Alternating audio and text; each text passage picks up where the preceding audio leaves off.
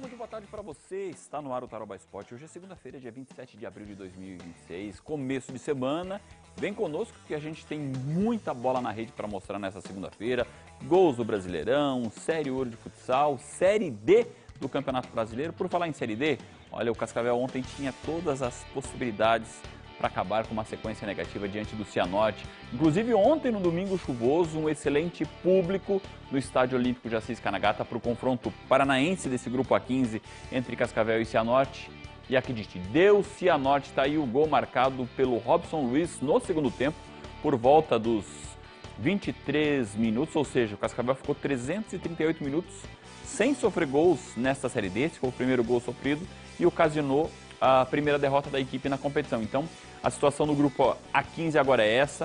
O Cascavel viu o Joinville se distanciar um pouco. Joinville, que venceu Santa Catarina na rodada por 2-1, é o líder da chave com 10 pontos. Cascavel permanece na segunda colocação com 7, mas viu a aproximação do Cianorte, que agora é o terceiro colocado com 6 pontos ganhos. No retrospecto aí em jogos da Série D, 7 confrontos com 4 vitórias do Cianorte, 2 empates, só uma vitória do Cascavel. Detalhe, desses 4 confrontos, dessas 4 vitórias do Cianorte, 3 foram no Estádio Olímpico. Então ontem a terceira vitória do Leão do Vale do Ivaí sobre o Cascavel dentro do Olímpico pela Série D do Campeonato Brasileiro. O Cascavel então agora volta as atenções para 2 jogos seguidos contra o Joinville. No próximo sábado lá em Santa Catarina tem o jogo que fecha esse primeiro turno do grupo A15. Depois os 2 times voltam a se enfrentar no Estádio Olímpico abrindo o retorno. O técnico César Bueno ontem após a derrota falou desse jogo, falou que o Cascavel teve mais volume e mais posse de bola que o Cianorte, no entanto, foi pouco efetivo na questão finalização, tanto é que passou em branco e sofreu a primeira derrota na Série D. Acho que foi um jogo muito disputado, como sempre é, né? O Cianorte é uma equipe que todo ano está sempre montando equipes bem competitivas e não foi diferente esse ano, né? É um jogo que, para mim, maior parte do tempo a gente foi superior, buscou o placar, desde o início ali a gente teve superioridade, só que novamente a gente perdeu muitas chances e acaba sendo punido, né? Numa jogada onde a gente estava até posicionado. É difícil a gente tomar um gol daquele onde nossa defesa está bem posicionada. É o custo de fazer um jogo ofensivo como a gente faz. Em alguns momentos a gente acaba nos expondo, né? E daí, quando a gente não é letal lá na frente, a gente perde as oportunidades e acaba custando caro numa oportunidade que o adversário acha. Só para concluir o assunto Série D do Campeonato Brasileiro, ontem pelo grupo A16 teve outro confronto paranaense com vitória do São Joséense por 1-0 sobre o Azures de Pato Branco. E da Série D, vamos para a Série A, porque o Palmeiras segue soberano na liderança, venceu mais uma, é o líder isolado da competição, mas vê o Flamengo ficar um pouquinho mais perto. Gols da 13ª rodada do Campeonato Brasileiro. 1/3 do Campeonato Brasileiro já foi. Até agora, Palmeiras e Flamengo são os principais postulantes ao título e aparecem nas primeiras posições. O Verdão manteve a folga na ponta da tabela com a vitória por 1-0 sobre o Bragantino fora de casa. Ramon Sousa foi lançado, conseguiu ganhar de 2 marcadores e serviu Flaco Lopes, que completou para as redes 1-0. São 8 jogos de invencibilidade no Brasileirão. O Palmeiras é o primeiro colocado na tabela com 32 pontos, 6 de vantagem para Flamengo e Fluminense. O Flamengo segue como o principal perseguidor do Verdão. É o vice-líder com 26 pontos e ainda tem um jogo a menos. Pela 13ª rodada conseguiu uma grande vitória e goleou o Atlético Mineiro por 4-0 em Belo Horizonte. O cara da goleada foi Pedro. Samuel Lino cruzou rasteiro e o camisa 9 abriu o marcador, 1-0. No segundo gol do Flamengo, Plata fez tudo sozinho. Começou a jogada, carregou a bola, encarou a marcação e concluiu da meia-lua. Golaço, 2-0. No fim da primeira etapa, o Flamengo chegou ao terceiro gol. Plata ajeitou para Varela, que cruzou na medida, e Arrascaeta concluiu de cabeça. Se ele não tivesse feito, o Pedro faria. Os dois subiram juntos, mas melhor para o uruguaio, 3-0. E Pedro fez o quarto. Dá só uma olhada na troca de passes do ataque do Flamengo dentro da área, 4-0, placar final. O Galo aparece no 15º lugar com 14 pontos. O Fluminense tenta se manter na briga pelas primeiras posições. Ontem, o tricolor das Laranjeiras derrotou a lanterna chapecoense por 2-1 no Maracanã. Pênalti marcado pelo VAR para o Flu. Savarino bateu bem e fez o primeiro. A Chape empatou com um golaço de Enio. Ele arriscou de fora da área e acertou o ângulo. O Flu também teve um golaço. Passe de Alisson para John Kennedy e chute de primeira no alto, 2-1, placar final. O Flu é o terceiro colocado com 26 pontos. E a Chapecoense aparece na última colocação, com 8. Rodada de golaços e atenção, Atlético Mineiro vai aumentando o risco também de rebaixamento. Agora então a gente vai passar pelos outros resultados dessa 13ª rodada, com jogos no sábado e também com a sequência ontem. Os times paranaenses tiveram resultados distintos na rodada do Brasileirão. O Atlético fez um duelo rubro-negro com Vitória na Arena da Baixada e venceu por 3-1. E foi uma vitória de virada.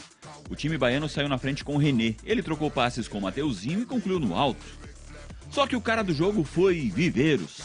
Ele empatou a partida em cobrança de pênalti, 1-1. No segundo tempo, o Furacão virou o jogo. Virou com Viveiros.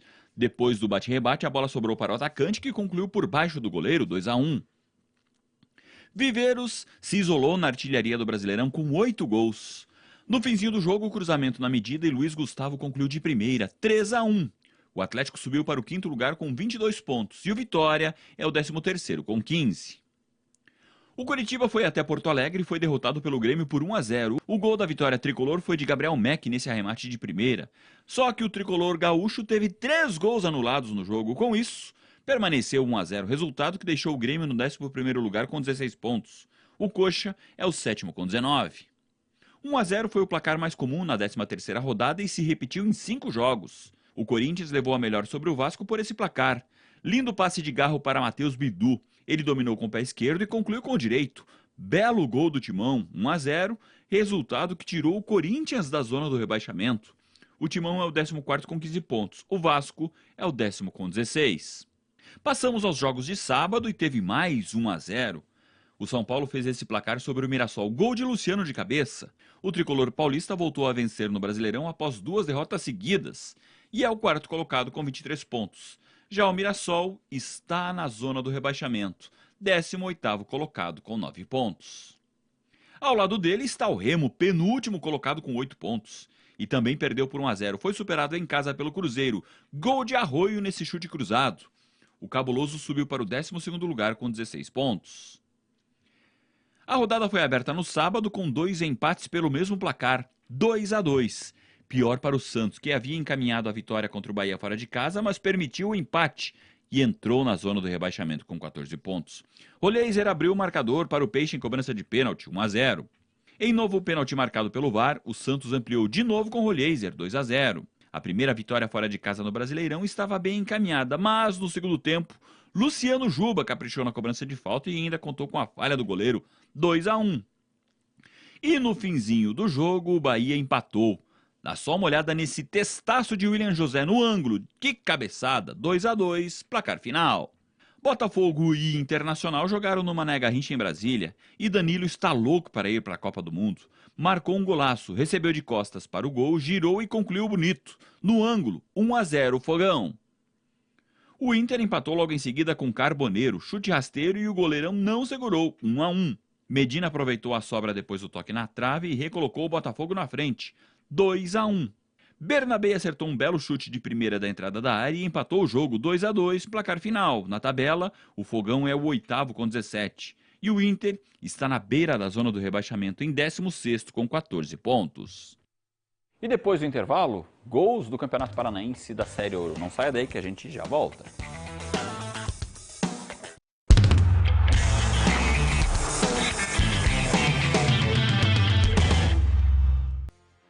De volta com o Tarobá Esporte, agora os gols da derrota do Cascavel Futsal por 5-2 para o Umuarama no Clássico Paranaense.